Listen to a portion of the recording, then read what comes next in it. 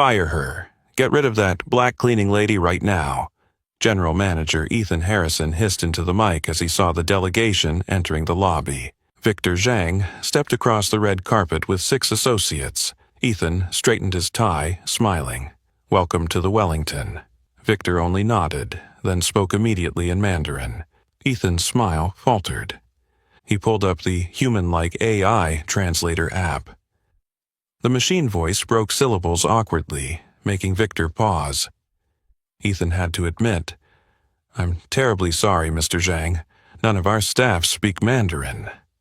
The air seemed to drop a few degrees. The delegation exchanged glances. Bad sign. At the edge of the scene, a black woman in a gray uniform pushed a cleaning cart past. Name tag, Olivia Thomas. No one knew that, back in her rented room, hung a Harvard bachelor's degree and a master's from Peking University. In just a few hours, she would rewrite this meeting. 3 hours earlier. The Wellington was like a stage waiting for the curtain to drop. Ethan rapped on the table. 2 p.m., Mr. Victor Zhang arrives. If we make his list, the Wellington gets its wings. The head chef presented Chinese fusion dishes. Maintenance kept the presidential suite at 72 degrees Fahrenheit. A manager timidly asked, "Should we hire an interpreter?" Mr. Zhang prefers Mandarin. Ethan waved it off. His assistant says he speaks perfect English. The translation app just got an update. Nearly human. Leaving the room, Ethan told Emma Brooks, head of housekeeping, "Your team is invisible today. Rooms need to be spotless, like magic." In the East Wing, Olivia tucked hospital corner sheets, placed a white tea and jasmine diffuser in a shaded corner, murmuring in Mandarin. Keep it away from the sun so the scent spreads evenly. In her bag, a dog-eared Chinese economics magazine, a worn Chinese-English dictionary. The radio crackled, VIP arriving in 50 minutes.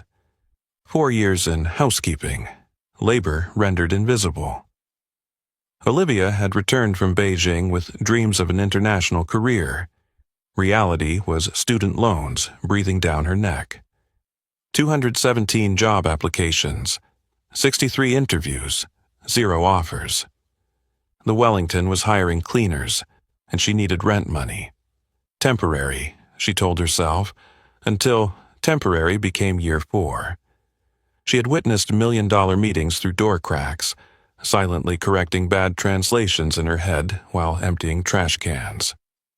2 p.m. black SUVs stopped in front of the lobby. Victor stepped out. Charcoal suit. He spoke to his team in Mandarin. Grace Lin, an associate, translated a few pleasantries. Mr. Zhang is impressed by the architecture. The presidential suite is ready. The chef has prepared a Chinese fusion menu, but Olivia, circling with her cart, heard Victor's real words. The decor is acceptable, but I'm concerned they won't understand our needs. In the executive boardroom, Ethan began, "Ladies and gentlemen, this is an investment opportunity." Victor cut in with Mandarin. Vertical zoning regulations around the financial district compared to Shanghai. Grace watered it down into a generic line. Ethan smiled awkwardly. "We'll have our legal team respond in detail." Victor pressed on. Recent changes to foreign investment tax laws for mixed-use hotel retail complexes. Ethan clung to the translation app. "Please speak into this." Victor spoke. The screen spat out, "Chicken tax, hotel mooncake." Ethan tried again, slowly. "Foreign money, tree law, change question important now." The room froze. The tech lifeline had sprung a leak. "Give us 5 minutes," Ethan said. Outside, he gathered the team. Daniel Price, finance. "I can handle basic tax, but the international part needs an expert." Assistant. "The partner interpreting service requires a 30-minute minimum to get someone. The only candidate just called in sick." One suggested focusing on visuals, another on a demo. Security chief joked, "My cousin once learned Chinese, but he's in another state." Noah Kim, IT. The app's for casual talk, not legal business vocabulary. Ethan realized. Time's up. Back inside. Apologies for the technical issue. We propose rescheduling the presentation for tomorrow morning to ensure proper interpretation. Grace translated. Victor checked his watch, conferred briefly with his team. A few leather folders closed. Message received. They'd focus on 2 other meetings. Wellington might be crossed off. In the hallway, Olivia wiped the same strip of molding, stalling. She'd heard and understood both languages. In her head, 2 voices clashed. Self-preservation. Don't cross the line. Last time they told you, stay in your lane, and self-respect, you know how to untangle this. She glanced through the glass. Ethan, the man who'd just ordered her fired, now looked like he was watching his career crumble on the spot. If she stayed silent, her own window of opportunity, and that of many other invisible workers, would slam shut. Olivia pulled off her gloves, adjusted her bun, took a deep breath. She pushed the door open, standing at the threshold. "Excuse me." Ethan scowled. Not now. Olivia ignored him, locking eyes with Victor, speaking flawless Mandarin. "Mr. Zhang, I clearly heard your questions about recent foreign investment regulations and vertical zoning. If you permit, I can assist with interpretation and clarification so we can communicate accurately." The room went still. For the first time since arriving at the Wellington, Victor looked genuinely surprised. And Ethan. He saw an invisible line being crossed right in front of him. Victor neither nodded nor shook his head. Tilting his head slightly, he seemed to signal the start of a test. In rapid Mandarin, with a few regional dialect variations mixed in, he asked bluntly, "The city has just changed vertical zoning around the financial district. What's the impact on a hotel project integrated with retail?"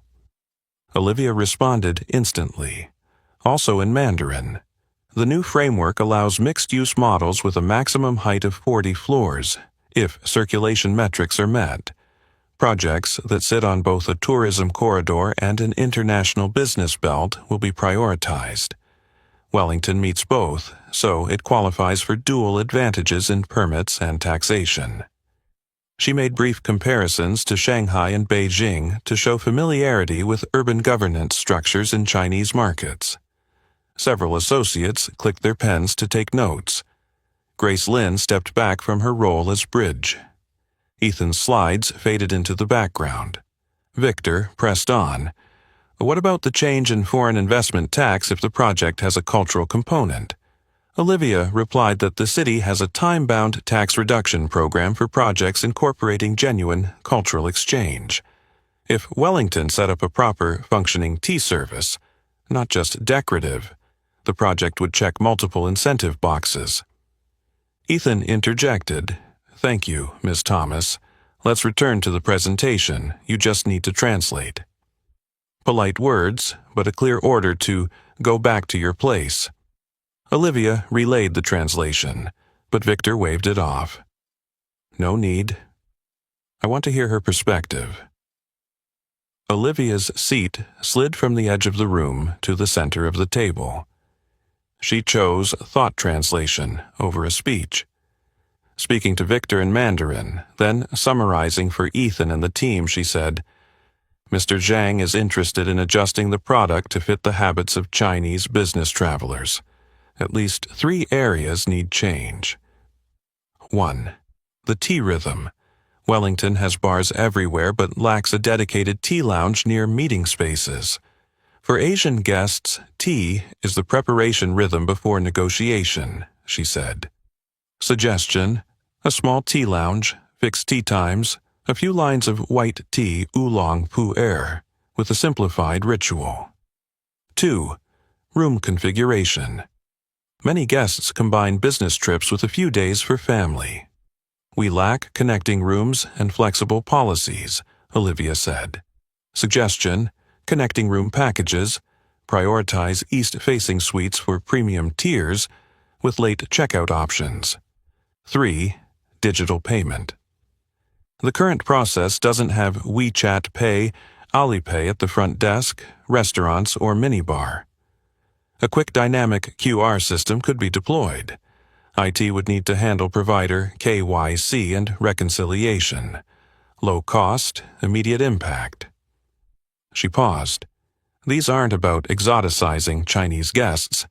It's simply turning on the right language for the listener. Victor smiled slightly. Product market fit in the cultural sense. Ethan tried to steer back. We've prepared ROI, NPV, IRR. Victor cut him off. I'll review the numbers. I need to see reasoning ability. Then he accelerated his speech, tossing in jargon only insiders use. Compared to my asset in Shanghai, what risks at the Wellington need immediate explanation to authorities? Olivia outlined 3 concise risks. 1. Circulation pressure when integrating retail requires a crowd flow management plan to avoid permit violations. 2. Retail hotel cash flow control should be separated via an SPV legal entity and internal SLAs for clear auditing. 3. Localized communications. Avoid surface-level cynicization. Focus on effective messaging for the business traveler segment. The atmosphere shifted. Pens raced. Grace looked at Olivia as an equal. Victor leaned in. Academic background? I graduated from Harvard in International Relations, Master's in East Asian Linguistics and International Business from Peking University. I lived in Beijing for 5 years. Advisor? Professor Li Wei. Victor laughed. My wife's cousin. A thread of Guanxi sealed trust.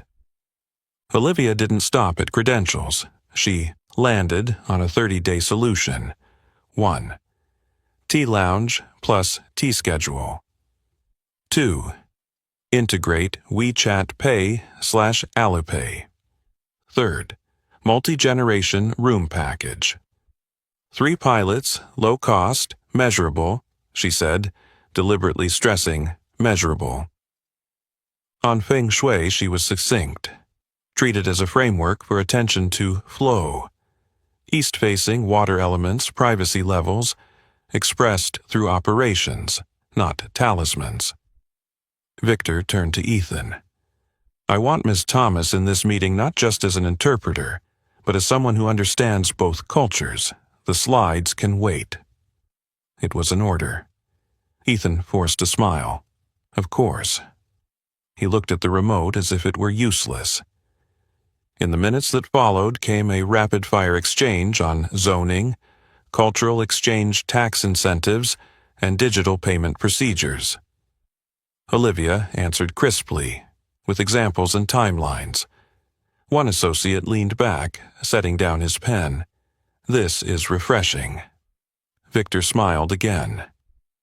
At the center of the table, the presentation had transformed into a co-design session, and leading it was the black cleaning woman who had been told to disappear at the start of the day.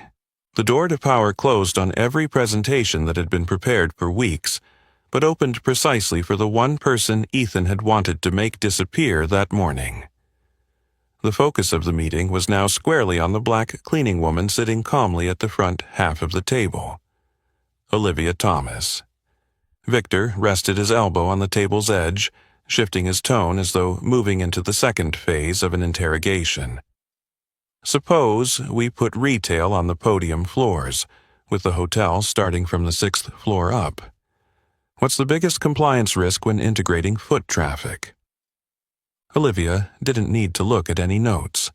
First, traffic flow. The new zoning allows mixed use up to 40 floors, but requires proof there won't be a bottleneck during peak hours. Second, fire safety protocols must be separated by function. We'd need 2 independent yet complementary evacuation diagrams. Third, the retail loading bay can't cut across the hotel's back-of-house flow. She spoke crisply, in order, then moved straight to how to wire in the process. We set an internal SLA between retail and hotel, monitored by KPIs on guest flow and waste disposal time. Consolidated reporting, but separate accounting via an SPV for clear auditing. Grace glanced up and gave the faintest nod, a mark of respect from one professional to another. Ethan suddenly realized he'd read the game wrong from the start. No one was buying slides. They were buying reasoning ability. Victor pressed harder. Compared to our property in the Shanghai Expo District, what would Wellington be questioned on first by the authorities? Olivia delivered 3 sharp points. 1. Proof of no sidewalk encroachment when tourist volume spikes. 2. Noise reduction plans after 10 p.m. for the retail block. 3. An operational culture index measured by real behavior. T-Lounge usage rate, WeChat Pay, Alipay transactions, connecting room booking rate, avoiding surface-level cynicization. The associate to Victor's left put down his pen. Useful. Ethan tried to regain ground. We have strong ROI, NPV, IRR. Victor waved a hand. Not rudely, but decisively. I'll read the numbers. I want to see the logic behind them. Olivia picked up the rhythm without taking over the floor. We propose 3 30-day pilots. A genuine tea lounge with a fixed tea schedule, WeChat Pay/Alipay integration via dynamic QR at the front desk, restaurants and minibar, and a multi-generation room package with flexible late checkout. Each pilot tied to a KPI, F&B revenue during tea hours, number of digital transactions, connecting room booking rate, low cost, measurable, reversible if ineffective. The atmosphere shifted with something inaudible. Trust. Victor leaned back in his chair, moving into the identity portion. Your academic background? Bachelor's from Harvard in International Relations, Master's from Peking University in East Asian Linguistics and International Business. Lived in Beijing for 5 years. Advisor? Professor Li Wei. Victor smiled. My wife's cousin. A Guanxi link quietly locked into place.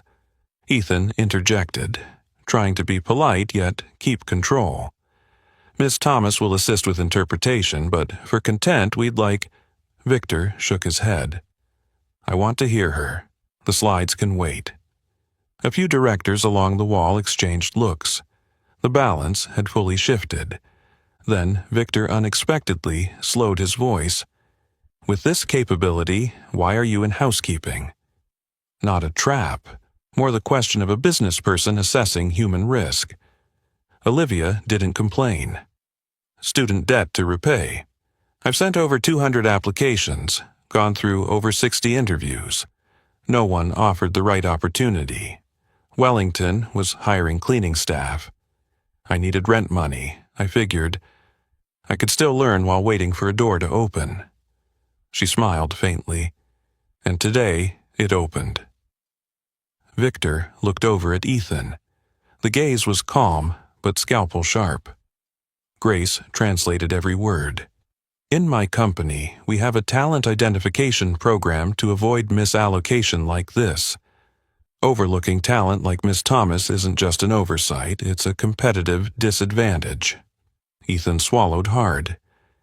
In a clear instant, he saw that all the operational finesse he'd prided himself on had blinded him to real people.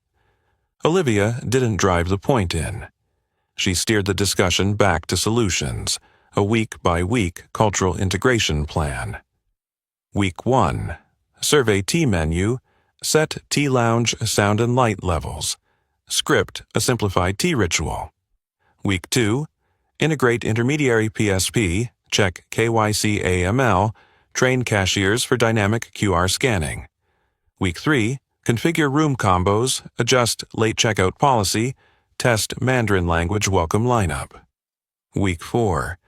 Measure KPIs, hold retrospective, decide on expansion or rollback.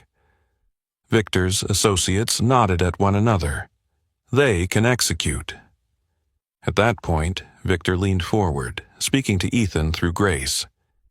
Your hotel has potential for our portfolio. Miss Thomas has identified compatibility I didn't see in the documents. Ethan exhaled, like someone pulling himself back from a cliff edge. We're grateful for the chance to prove ourselves, he said sincerely. Then Victor asked the closing question. What's Miss Thomas's official title at Wellington? Ethan hesitated half a second, enough for the room to hear the choice. Truth or spin. He chose truth. Housekeeping. Silence. Victor turned to Olivia, switching back to Mandarin. With your degrees and experience, you clean rooms? It's honest work while I find the right role, she replied. Victor shook his head slightly, a valuable resource placed on the wrong shelf. He pulled out a black and gold embossed business card, offering it with both hands in perfect etiquette. My direct contact. If you're interested, I'll review your file. No translation was needed. The gesture spoke for itself. Ethan watched, hearing no words but understanding all of it. He turned to Olivia, his voice less rigid. After the meeting, let's talk about your role at Wellington. As Victor's team stood, Grace shook Olivia's hand. Professional to professional, you did well. Victor's final words through Grace came as an investor's warning, even with his wallet open. I suggest Wellington review its talent policy. In a global economy, ignoring ability like Ms. Thomas's is tying your own hands. Ethan nodded, no longer defensive.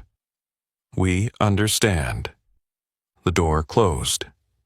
Ethan stood still, fingers unconsciously gripping the remote, a relic of the old way.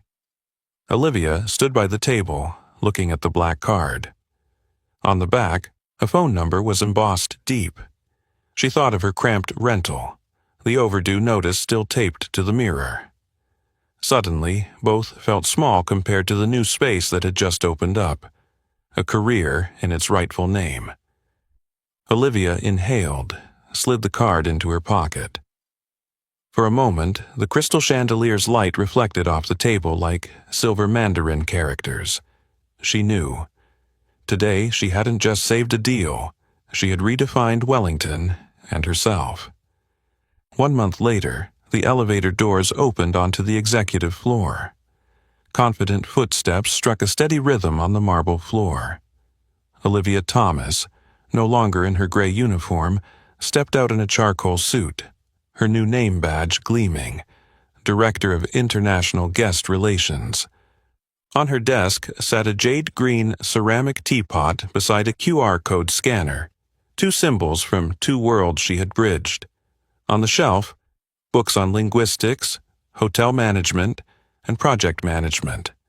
Next to them, her master's degree from Peking University and a letter of intent from Zhang International confirming the Wellington as a new portfolio asset. A single line made her exhale. The delinquent mark on her student loan account had changed to manageable. In the main conference room, 30 employees from every department filled the seats. The projector lit up. Hidden Talents Initiative, recognizing the whole person behind every position. Olivia scanned the faces, many still showing traces of night shift.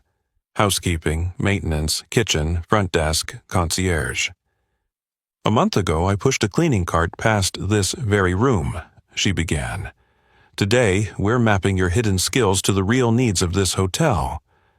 The slide changed. 40% of employees spoke at least one foreign language. 65% had degrees or certifications unrelated to their current role. 78% had specialized skills never used at work. A murmur rose, the sound of people suddenly being seen. At the back, Ethan Harrison stood with his notebook closed. Since the meeting with Victor, he'd overhauled several processes. Mandatory full resume reviews for all roles, a new skills and languages outside job description section, an internal application channel for frontline staff, tiered language stipends. He no longer showed off a translation app before meetings. Instead, he asked, "Who's the best at translating context for this session?" Olivia moved into the details of the 3 30-day pilots she had promised. First, tea lounge and tea schedule. Not a decorative corner, but an operational space measured by kpias, low tables, straight-back chairs, white tea, oolong, pu'er, a set tea time from 2:30 to 3:30 p.m. before negotiation blocks. A short SOP, water at 85 to 95 degrees Celsius, steeping times for each type, low-pour etiquette for offering tea, F&B training, 2 hands-on sessions, 1 cultural context briefing, why, not just how, 2 WeChat Pay Alipay integration. With Noah Kim IT, Wellington integrated via an intermediary, PSP, dynamic QR code scanners linked to each bill, not static codes taped to a wall, KYC AML completed, reconciliations twice a day, printed receipts with reference codes for accounting to track cash flow, training for front desk and cashiers, handling device changes, unstable networks, and refunds. 3. Multi-generation room package. Ava Reed, sales, designed connecting room combos, east-facing priority for suites, flexible late checkout, hourly bilingual secretary service. Daniel Price, finance, calculated profit margins after adjusting housekeeping schedules and cleaning configurations. Olivia caught herself and corrected. Housekeeping, not cleaning, to avoid hidden cost creep. The KPI slide lit up. T-hour F&B revenue up 18% over baseline. Digital transactions reached 32% among Chinese guests. Connecting room bookings rose 22% in weeks 3 through 4. 17 employees were recognized for valuable skills, 3 promoted, 5 received language stipends. But Olivia emphasized the most important point. All 30 out of 30 names on today's list are entering individual development plans. No one is invisible anymore. During the break, Ethan approached, his voice sincere without a script. "Thank you. And sorry for that day." Olivia nodded, lightly, as one accepts a part of the past to move forward. "We still have work to do," she said. Ethan replied, "Training budgets approved." "Roll it out." That afternoon, a delegation from Shanghai arrived. Olivia stood in the lobby, her Mandarin flowing smoothly. Welcome greetings, tea lounge directions, QR payment instructions, multi-generation package introductions. As the elevator doors closed, she saw Eli Nguyen, a student engineer working in maintenance, adjusting a light fixture. He had just enrolled in the hotel's internal data analytics course. Their eyes met, a nod between those who had once been unseen. Back in her office, an email from Grace Lynn. "Thanks for the meeting recap. Professional to professional. Your approach worked because you respected context, not just words." Olivia smiled. On the wall opposite, the roadmap hung neatly. In 90 days, expand the tea lounge into partnered tea service for MICE events. Integrate Alipay Plus for pop-up vendors. Test a WeChat mini program for in-room service booking. As night fell, Ethan stood beneath the old chandelier, remembering the phrases chicken tax and hotel mooncake, 2 stinging wake-up calls. In his notebook, he wrote, "People before tools. Language is a business asset." See page 2. He smiled to himself. Sometimes, losing control at the right moment is the art of leadership. Across the boulevard, Victor Zhang ended a call with his legal team. "Send Wellington the cultural integration checklist we use in Tokyo and Singapore. he instructed. "That team knows how to learn." His hand brushed the inside of his wallet, where the black business card no longer sat. No rush. The right doors open at the right time. At the end of the day, Olivia paused before the mirror, removing her new name badge. She remembered the words, "Stay in your lane," from years ago, an irritating but useful reminder. A lane only exists if you accept it. She turned off the office lights, glancing at the tea lounge still warm with the scent of tea, the QR scanner silent. A hotel, once only beautiful, was now growing in depth. And in that space, the black cleaning woman of the past was not only seen, she was making others seen. At the far end of the corridor, the digital board displayed Wellington's new motto, "See the whole person."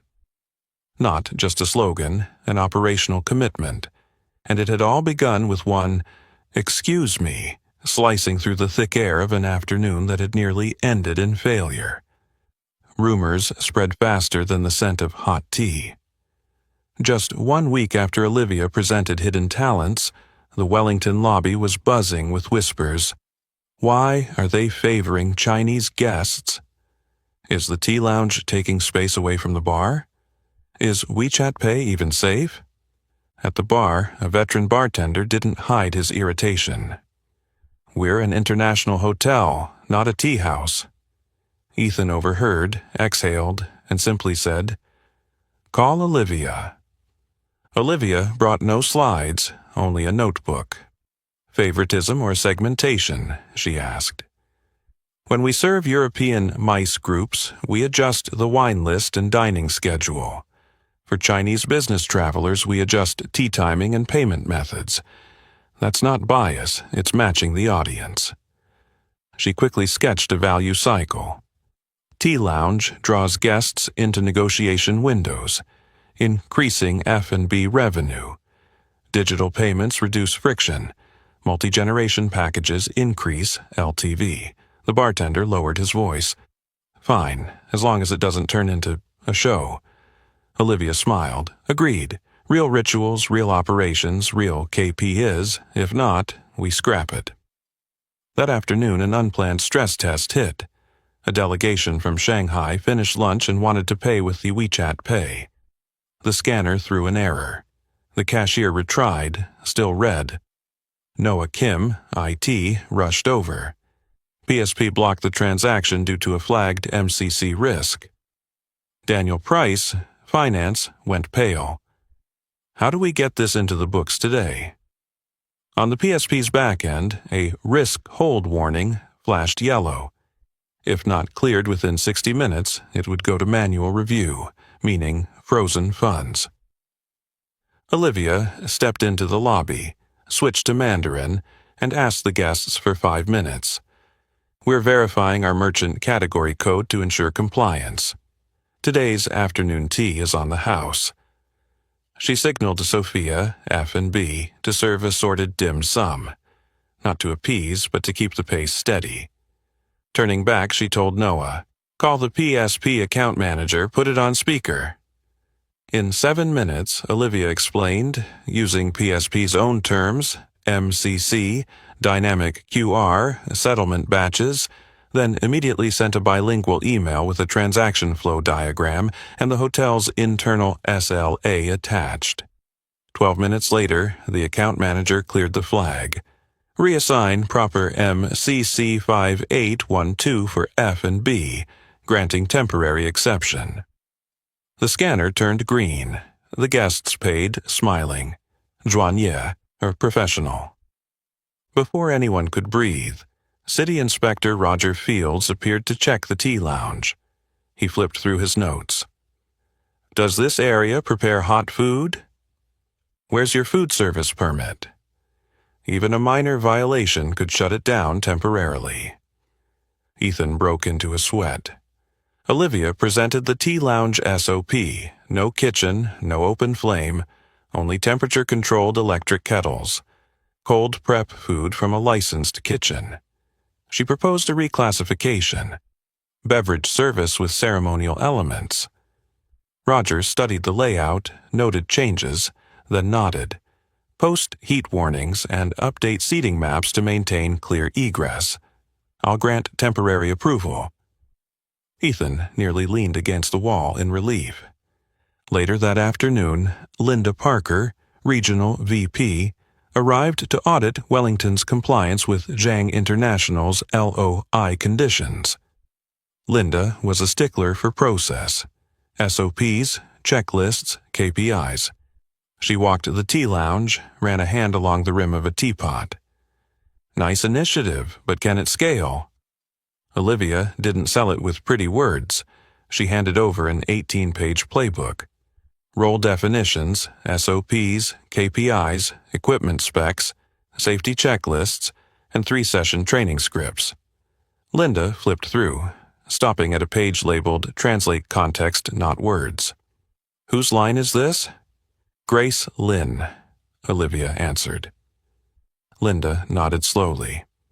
In the boardroom, Linda questioned Ethan. Why has Ms. Thomas, a former black housekeeper, become a director so quickly? The question was genuine, not hostile. Ethan didn't dodge, because we were blind to talent, and because she saved the deal. Linda turned to Olivia. If I tasked you with writing a cultural integration manual for the entire chain, what would you need? Data, Olivia replied. A breakdown of guest behaviors by nationality, length of stay, LTV, POS log access to measure tea lounge impact, and a training budget for frontline teams. Linda's lips curved slightly. Reasonable. But resistance in a system doesn't just come from regulations or technology, it comes from people. That evening, Emma Brooks, head of housekeeping, knocked on Olivia's door. I'm proud of you, Emma said, but my team's worried. They fear the hidden message is, to be recognized, you have to leave housekeeping. Olivia knew that pain better than anyone. Emma, hidden talents isn't a one-way street. If someone wants to stay in housekeeping, we still recognize their expertise and pay language or skill stipends when they use them. You could co-lead a workshop, the guest journey from a housekeeping perspective. No one understands the backstage experience better than your team. Emma smiled, eyes glistening. Deal. The next day, another arrow flew in. Competitor Regent Aurora launched ads for a Tea Emperor Suite and Mooncake Festival, a gaudy copy of Wellington's story, even lifting the phrase Hotel Mooncake from Ethan's infamous translation blunder. Social media buzzed. Ethan frowned. They're twisting the meaning. Olivia stayed calm. Even better. The more they turn culture into a performance, the more we stand out by doing it authentically. Her directive was sharp and simple. No gaudy decor, no cliché Chinese background music. Keep the tea rhythm and real conversations. That evening, Victor called. My board votes in 10 days. I want a live site readiness demo with these criteria: zoning compliance, digital payment integration, tea lounge in real operation, and immediate responses in Mandarin or Cantonese. My senior board member speaks Cantonese. Ethan looked at Olivia. She nodded. Done. Inside, she smiled faintly. Cantonese was another skill she had, once dismissed as too niche on her resume. Night fell, and the lobby went quiet. Ethan and Olivia sat beneath the chandelier, going through the checklist. Have you read page 2 yet? Olivia teased, half serious. Ethan grinned. Yes. And I'm learning to read the whole person. She jotted that in her notebook, closed it, and stood. The game had shifted, from proving to standardizing for scale. But first came the final test, where there was no room for decoration or promises. Demo day. The Zhang International Board's meeting was set for 8 p.m. their time. Here, it was morning. The Wellington's boardroom had been turned into a live studio. Wide-angle cameras, clip-on mics, a split screen showing the tea lounge, front desk, POS dashboard, and zoning maps. Linda Parker sat in the back like a silent judge. Ethan ran through the final checks. Noah, signal steady? Steady. Sophia, T at 85 to 95 degrees Celsius. Yes. Daniel, cash flow model updated? It's in the sheet. Olivia took a deep breath, brushing her fingers lightly over the black business card in her jacket pocket. Not to flaunt it, but to remind herself of the standard she had to meet today. The storm came 10 minutes early. A travel Twitter account posted a meme, Hotel Moon Cake. Translate to close the deal? Under a garish ad from Regent Aurora. Teasing messages flooded in. Ethan pressed his lips together. We don't react. Olivia nodded. We do it right. She sent one line to the team. Don't perform. Serve. The feed went live. On screen appeared Victor Zhang and 5 board members, silver-haired, eyes difficult to read. To his right sat a thin, bespectacled man speaking Cantonese to Victor. Victor opened in English, then switched to Mandarin. Let's start with zoning. Olivia walked them through a GIS overlay, city map, vertical zoning and tourism business districts layered over the Wellington's location. We sit in 2 priority zones, qualifying for dual incentives, she said in Mandarin, then compressed it into English for Linda and Ethan. She zoomed in on evacuation routes, guest flow, and anti-bottleneck solutions for peak hours. The board took notes. The thin man beside Victor suddenly asked in Cantonese, I hear the city plans to add a heritage overlay here. Retail hours might be limited after 10 p.m. Impact? Ethan glanced at Olivia, heart skipping. She switched instantly to Cantonese. Yes, there's a proposed overlay. We've modeled 2 scenarios. A. Keep podium-level retail open until 9:30 p.m. B. Split retail into 2 zones, a quiet retail closing at 9 p.m. and an essential services zone running until 10 p.m. with noise reduction. NPV drops 1.8% in Scenario B, but tax incentives remain as the cultural exchange element still qualifies. Switching to English, she cued Daniel, who pulled the ROI sheet onto the side camera, underlining the NPV line. Victor nodded, moving to digital payments. Olivia handed off to Noah, who demoed dynamic QR linked to bills, a mock refund, and end-of-day reconciliation. A board member asked about AML. Noah replied crisply, We use a PSP with integrated KYC/AML, batch-controlled refund gateway, and transaction limits, flagged by guest nationality rather than currency. Olivia added in Mandarin, This reduces false positives and fund holding time. The thin man smiled faintly. Tea Lounge went live. Sophia poured tea without theatrics, just precision. Olivia explained, This ritual sets the pace for business dialogue. KPIs are T-hour F&B revenue, conversion rate to meetings, and satisfaction scores. No canned background music, no excess decor. In the chat, a board member typed, Compared to Regent Aurora? Olivia didn't disparage them. She gave numbers. We don't run off-season mooncake festivals or hang lanterns. We train staff to understand the why, not just the what. As a result, Chinese guest repeat visits rose X% in the first weeks, and average stay length increased by 0.5 days. Just as the Tea Lounge segment was running smoothly, Inspector Roger Fields unexpectedly returned for a follow-up on warning signs and exits. A new staffer had moved 2 chairs, blocking a third of an exit route. Roger frowned. Ethan went pale. Olivia signaled to stop pouring, slid the chairs back to the marked line, showed Roger the updated floor plan, and, speaking his language, said, We own the miss. Roger nodded, signing the digital acknowledgement. It all unfolded on camera. On the board's screen, Victor tilted his head. This was a safety culture lesson worth more than any slogan. The Q&A turned to people. A female board member asked in Mandarin, "You were once a black housekeeper. Now you're a director. How will your system avoid missing others like you?" Ethan answered in English.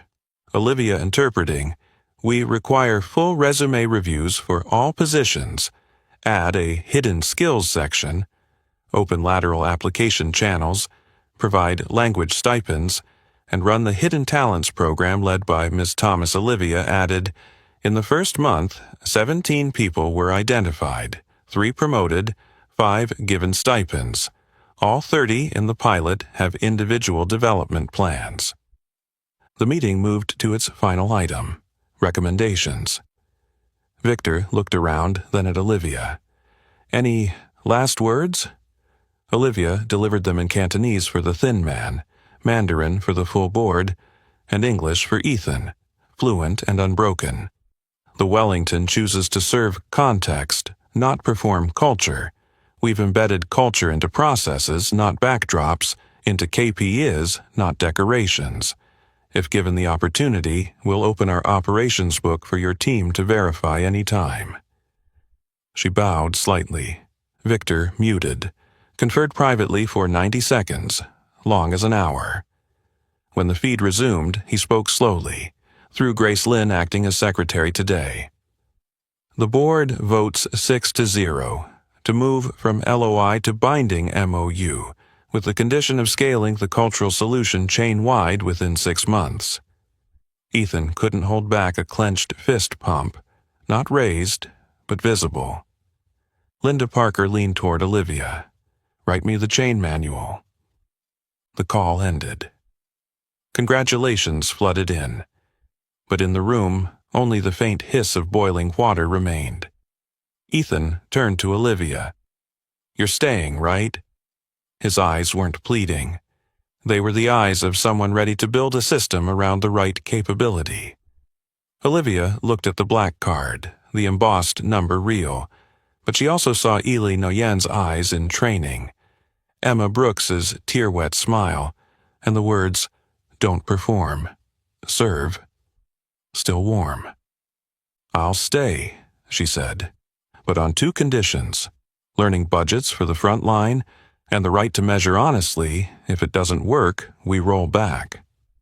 Ethan nodded. "Deal." Linda added, "And I want the Talent Finder protocol in 30 days. Olivia pocketed the card. The storm had passed, but the flight path had just opened. In the tea lounge, Sophia poured another round. No lanterns, no off-season mooncakes. Just tea at the right temperature, dialogue in the right language, and a hotel turning from beautiful to deep. Beginning the day, one woman stood at a threshold and said, "Excuse me." The kickoff meeting for the Talent Finder Protocol, TFP, was packed. Linda Parker, Regional Vice President, Ethan Harrison, Olivia Thomas, Carla Monroe, HR, Jared Holmes, Legal, Daniel Price, Finance, Noah Kim, IT, Emma Brooks, Head of Housekeeping, Union Rep, Tom Delgado, and Operations Manager Cheryl Owens. Linda was direct. "In 30 days, I need a standardized process to find, verify, redeploy hidden talent. With a matching compensation policy, deliver that, and I'll scale it chain-wide." Carla flagged the risk. Measuring hidden talent can slip into favoritism, or worse, discrimination. Jared added, "We need objective evidence and an auditable record." Tom tapped his pen. "And we can't send the hidden message that, to be seen, you have to leave housekeeping. Seniority still needs to be respected." Olivia laid out a 12-page draft. TFP equals 3 tracks. 1. Discover.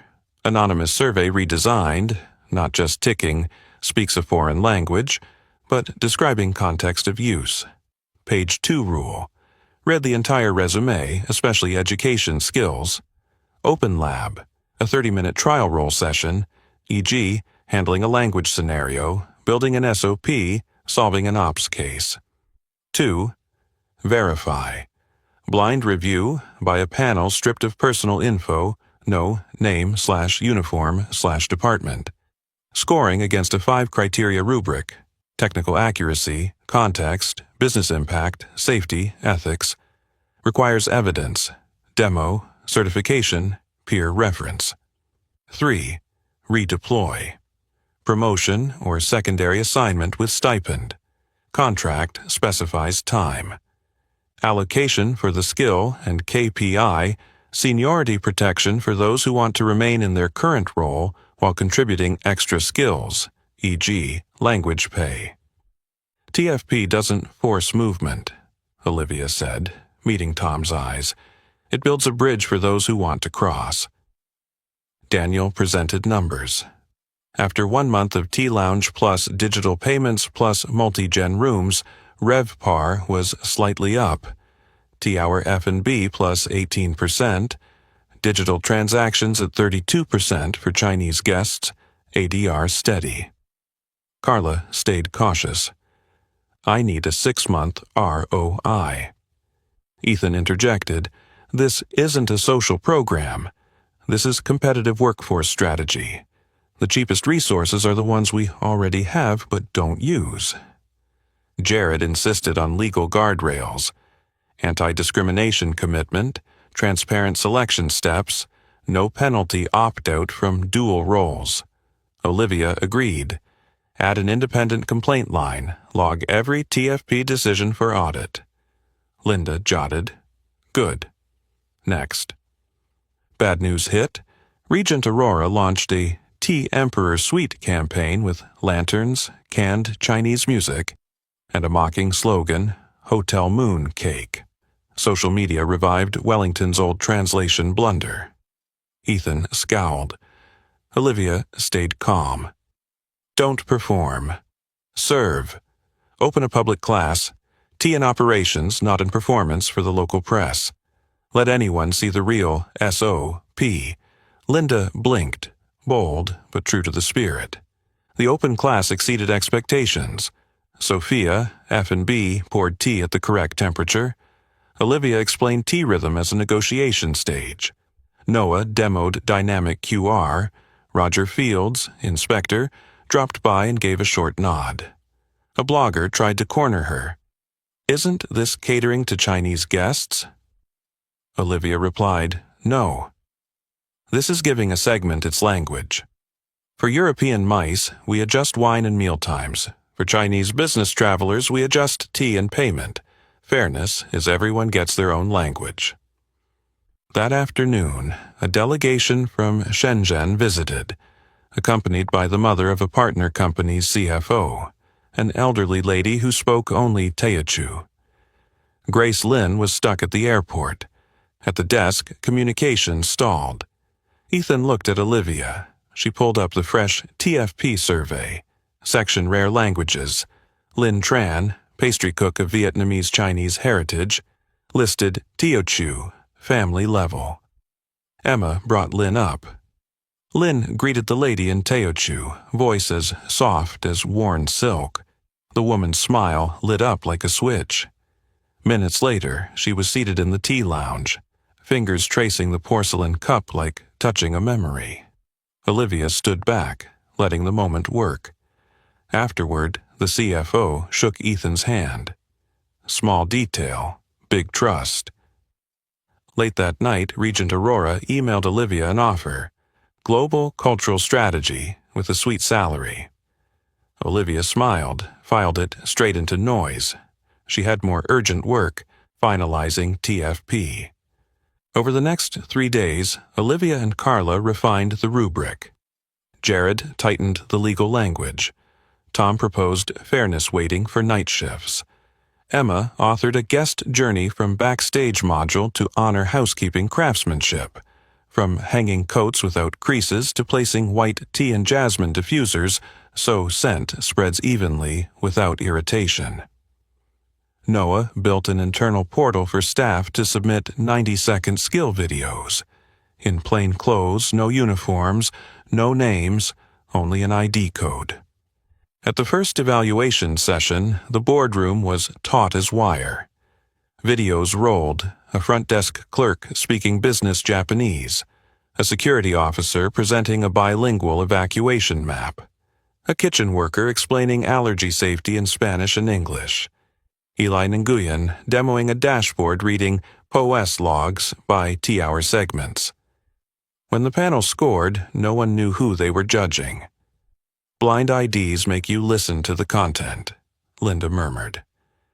On day 30, Olivia placed TFPV 1.0 on Linda's desk.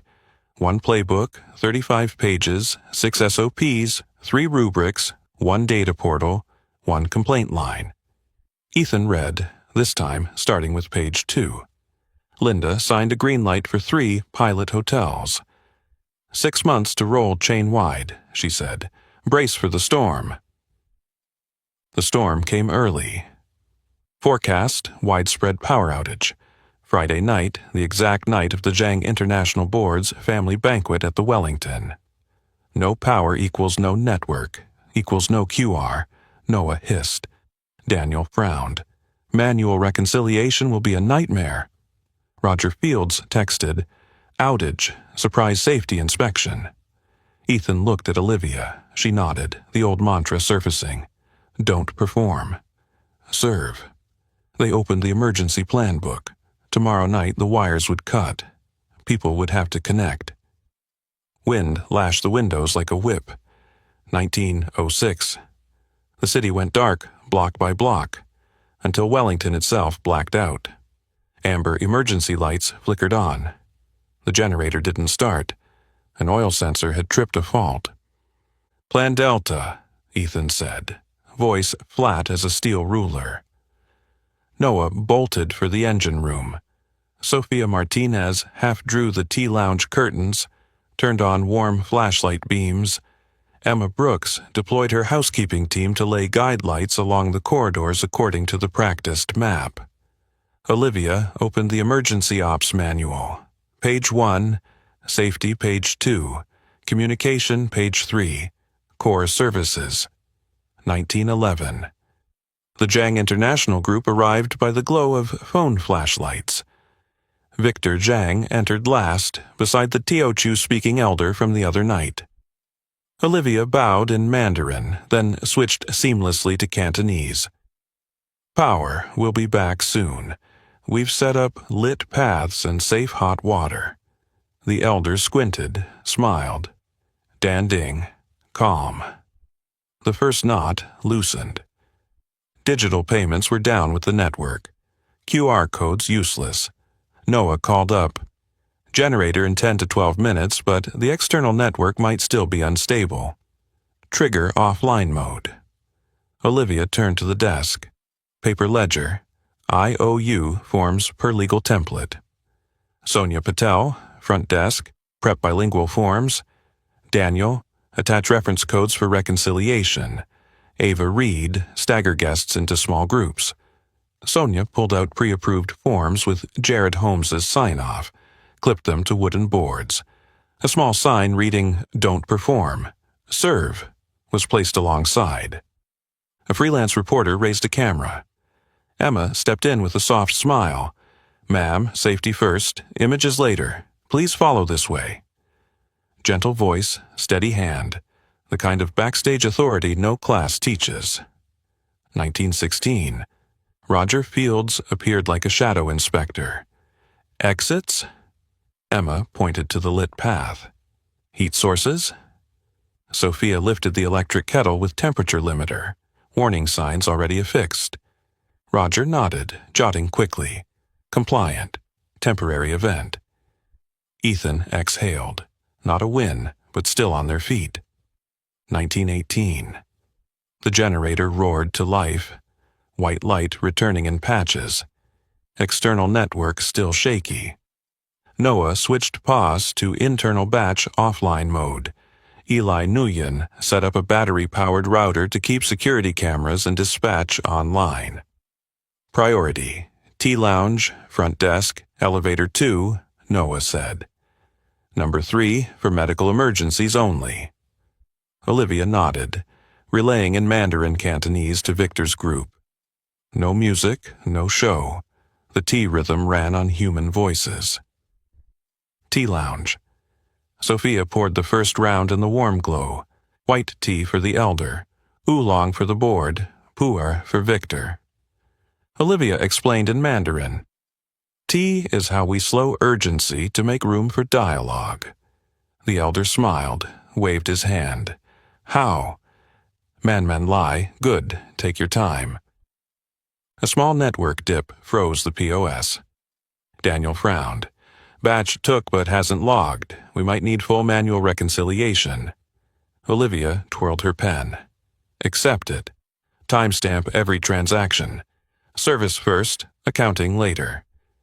Ethan met her eyes, an unspoken okay. Just then, a Regent Aurora rival blogger slipped in, live streaming. Wellington blackout, tea lounge chaos. Emma moved in. You're standing too close to the emergency exit. Roger looked up. Indeed, please move.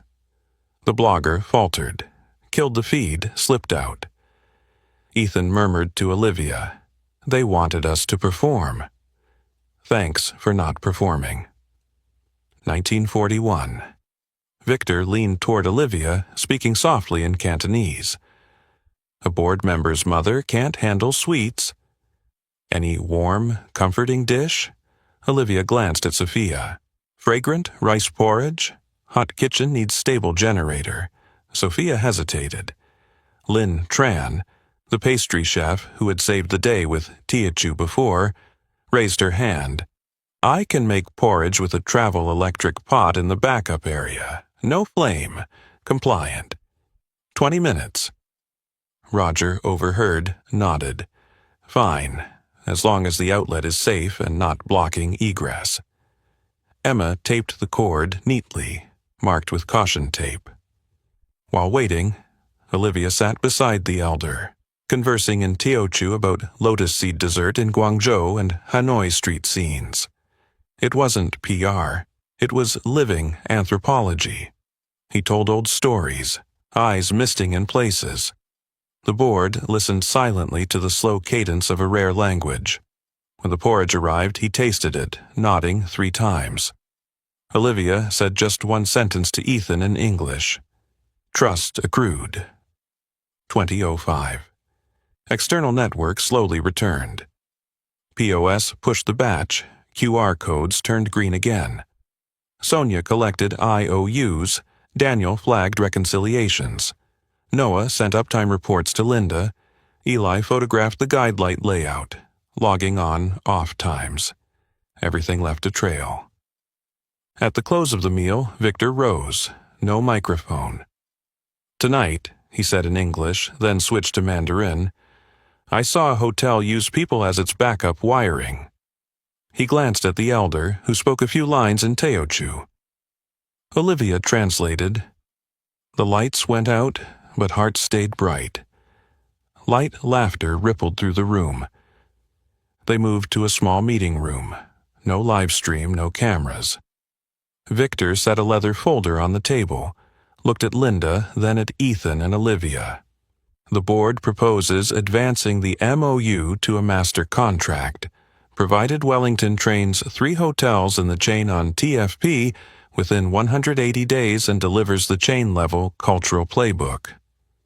Linda exhaled, shoulders dropping half an inch. On behalf of the region, we accept. People drifted out.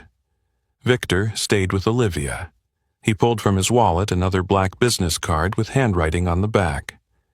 Director, East-West Strategy, new position at Zhang International. He spoke in Mandarin, then switched immediately to English, knowing this was a life decision. You have 2 doors. Stay and build a system for the hotel industry from within, or come with me and build bridges for many industries. Both are right. I just don't want you to shrink. Olivia was silent. In her pocket was her new badge, Director of International Guest Relations, and in her wallet the old frayed housekeeping ID, a reminder of the black housekeeper who was once invisible. The power was back, But one thing shouldn't be switched on too fast. The answer. She looked up. If I go with you, I want to set up a Hidden Talents Scholarship Fund for frontline employees, flexible grants to transfer skills, and a research lab with Professor Li Wei on context-based translation in business. Victor paused half a second, then smiled. Deal, if you accept. Outside, the tea lounge was neatly closed. Emma switched off the last warm lamp. On the table was the faint ring from a porridge bowl and the dry trace of a storm that had just passed. Wellington stood still, like someone who had realized some nights without power illuminate the essence of an organization. As for Olivia, she left the meeting with 2 cards touching in her wallet, 1 black, 1 white. 2 roads, 1 red thread. Don't perform. Serve. Professor Li Wei's name flashed on her screen. She answered. Professor. The War Room meeting opened at 7 a.m. On the glass wall hung the Wellington Hotel's chain map, red pins marking 3 pilot sites: Wellington Harbor, Wellington Midtown, Wellington Desert Springs. Linda Parker pointed to the 180-day countdown clock. At the end of this, she said, we don't have an Olivia story anymore, we have a system. Ethan gave a small nod. Olivia Thomas, once a black housekeeper, stood at the center of the room, Playbook of Culture and TFPV 1.0 in hand. The principle doesn't change, Olivia began. Don't perform, serve. Each property will build its own language, based on its real guest segments, no cookie cutter. Noah Kim, IT, held up the network and QR resilience board, dual network layers, batch offline mode, battery-powered backup routers, standardized MCC codes. Jared Holmes, legal, added SLA and audit trail. Every cultural or guest flow decision must leave a record. Carla Monroe, HR, clipped the blind ID rubric into the packet. Union Rep. Tom Delgado reminded, protect seniority and skill stipends. No one gets punished for staying in their original role. At Wellington Harbor, GM Marcus Hale frowned at the tea lounge. Most of our guests are European cruise travelers. Is tea lounge even a fit? Olivia smiled. Then don't open a grand lounge. We do a conversation corner, a small tea setup before Asian group check-ins, keep aperitivo hours for European guests, no cultural uniforms. Marcus exhaled. Sophia Martinez sent over a minimalist tea SOP. Ava Reed scheduled a dual rhythm, tea for Asia, wine for Europe. At Wellington Midtown, the CFO slapped the table. I'm worried about AML risk if we expand digital payments. Noah answered in CFO speak. PSP with integrated KYC AML, behavior-based limits, end-of-day batch reconciliation. Every transaction tagged with a reference code. Daniel Price presented a loss versus benefit sheet. Faster transaction times plus higher conversion rates in Asian mice blocks equals positive NPV after 2 quarters. Desert Springs was a staffing puzzle. GM Cheryl Owens said, my staff speaks Spanish, few have Asian languages. Olivia pointed to the TFP portal. We start with the languages you already have, no forcing anyone. At the same time, micro-learning, 50 commercial Mandarin phrases, plus context translation checklists for managers. Emma Brooks created the Guest Journey from Backstage module. Housekeeping doesn't support the show. It defines the experience.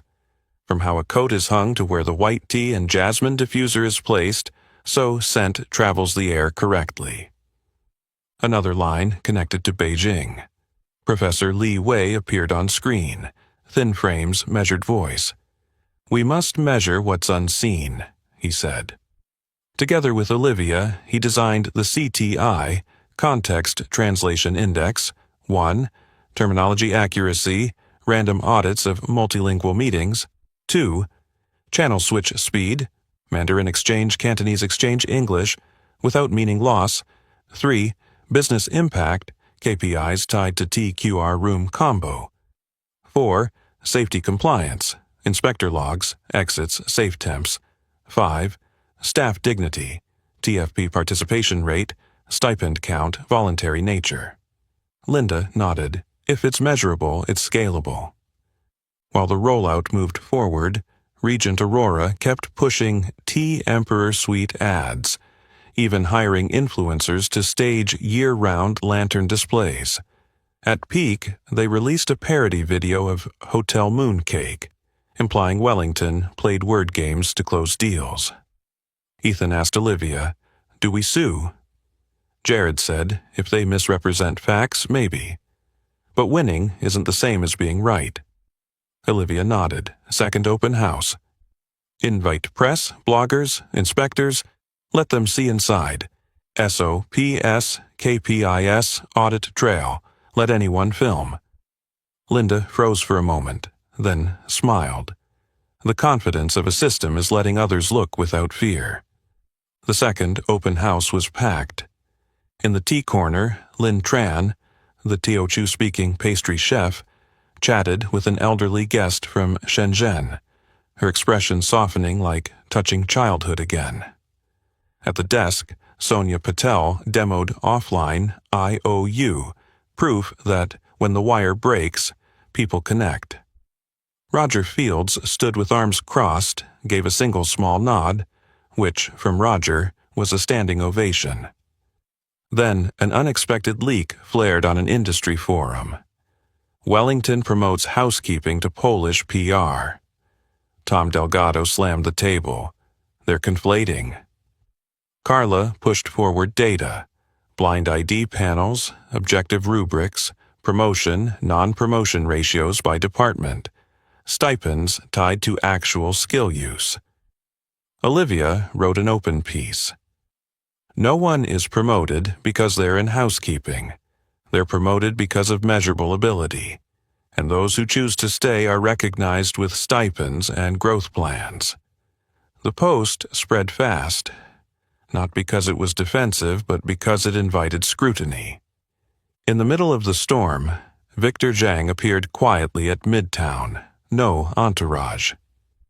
He sat in a corner, listened to a security guard give a halting Mandarin exit route, then smiled as he saw Emma adjust a warning sign to eye level for seniors. He texted Olivia, "Context before content. Keep going." Week 10, the CTI pilot results came in. Harbor scored 3.8 out of 5. Midtown, 3.6 out of 5. Desert Springs, 3.4 out of 5. Linda asked, "Lowest in what?" Olivia pointed to staff dignity. In some sites, frontline staff are hesitant to submit clips for fear of being exposed. We need to protect them better. Carla added an option to blur faces, voices in the portal. Jared tightened anonymity protocols, logging who accessed files. Week 14, a tumor surfaced. Anonymous recruitment messages targeting TFP talent, luring them to Regent Aurora with performance culture stipends. Ethan raised the red flag. Olivia stayed calm. If they want to go, let them leave by choice. We retain with meaning and opportunity, not fences. She launched the Hidden Talent Scholarship, rotating grants for frontline staff to learn new skills, language, data, safety T, in partnership with Leeway's lab. Condition: commit to share. Back at least 12 training hours with colleagues. Eli Nguyen received the first award for advanced data analytics training. Day 120, the MOU, master contract, was signed. Ethan's hand shook slightly as he signed. Linda's stroke was decisive. Victor nodded from the far end of the line. The press ran headlines. Regent Aurora countered with a giant lantern display in their lobby. That night, their tea lounge was cited by inspectors for blocking an exit. The industry buzzed with a paradox. Performance can sometimes switch off what should be lit, safety and people. Day 175, Linda called. Next week, Global Hospitality Summit. Olivia, you'll close with "See the whole person" and "Your decision?" Olivia looked at the two business cards, black from Victor, white from Wellington, pressed together in her wallet. She remembered Lynn's porridge, the Teochew elder's smile, Noah's AML log, Emma's perfectly placed warning sign, Eli's nervous pride at running his first dashboard. Some decisions aren't stay or go, but how to build paths from anywhere. "I'll answer on stage," she said. Linda didn't ask again. 5 days left on the clock. Global Hospitality Summit, main stage, soft white lights, the screen behind reading, "See the whole person." In the front row sat investment fund leaders, hotel chain executives, press, bloggers, and city inspectors. And in the middle rows, Emma Brooks, Noah Kim, Sophia Martinez, Daniel Price, Carla Monroe, Jared Holmes, Tom Delgado, and Eli Nguyen. In the row beside them, Victor Zhang sat quietly next to Professor Li Wei, freshly arrived from his flight. Ethan gave a short introduction and stepped back into the shadows. Olivia walked on stage without a clicker. "I'll start with a dark room," she said slowly.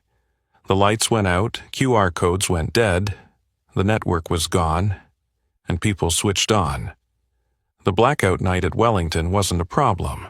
It was an exam, and we passed, not with staging, but with SOPs living in people's hands. Behind her, the screen showed photos.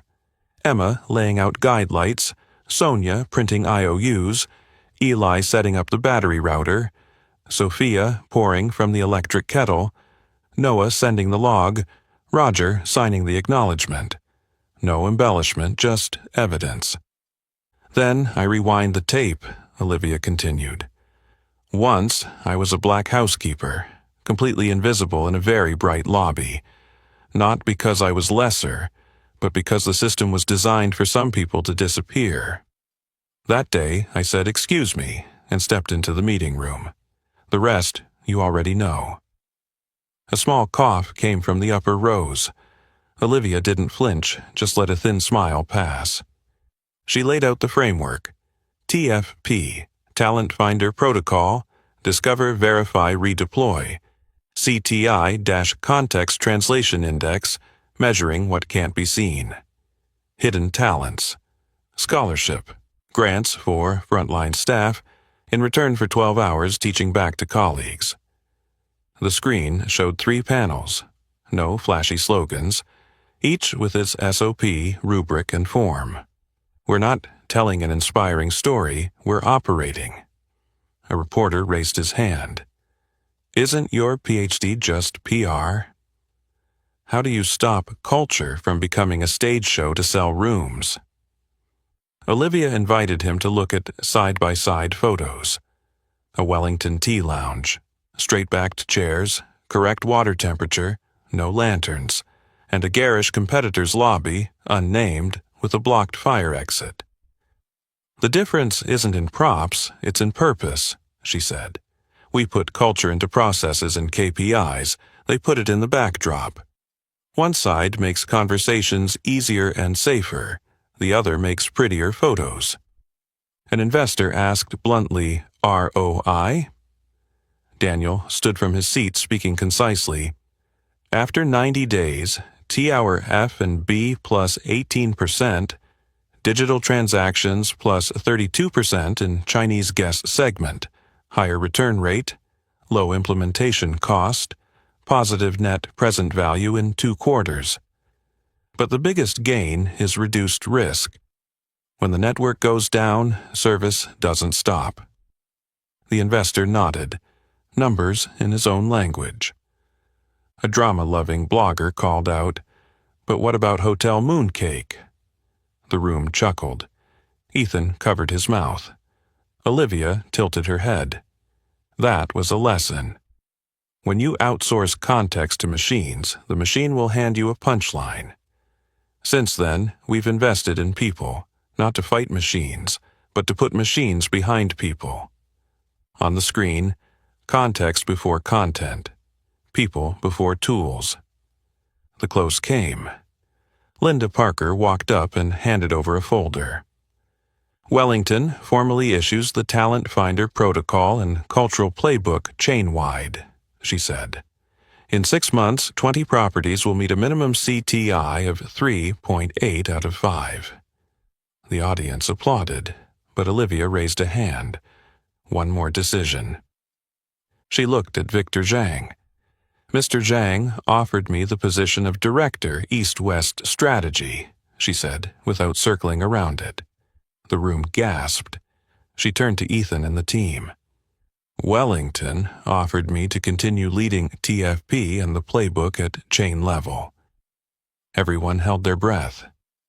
She drew out 2 business cards, one black with gold trim, one white, and set them on the podium. My answer is both, but in service. Then she explained. No, 2-side star speech. I'm signing part-time with Zhang International to build the East-West Strategy Lab with Professor Li Wei, focusing on context-based translation for multiple industries: healthcare, education, retail. At the same time, I'm staying at Wellington as Chief Context Officer, CCO, a new role tasked with guarding the principal. Don't perform, serve. All commitments are transparent in the contract, no exclusivity. Hidden Talent Scholarship co-funded by both. Ethan exhaled, as if setting down a heavy stone. Victor nodded, eyes bright with agreement. The applause wasn't rock show loud, but warm, like tea poured at just the right temperature. Emma wiped the corner of her eye. Noah sent Jared an open lock emoji. Eli looked down at his phone. The official scholarship congratulation email. During the break, a GM from another chain asked quietly, "What's your secret to staff not fearing stepping up?" Olivia replied, "Don't punish them for stepping wrong, as long as they step within a safe system. And when they're right, pay them, in stipends, promotions, and recognition in front of the whole organization." He nodded, scribbling, "Pay fairly with both hands."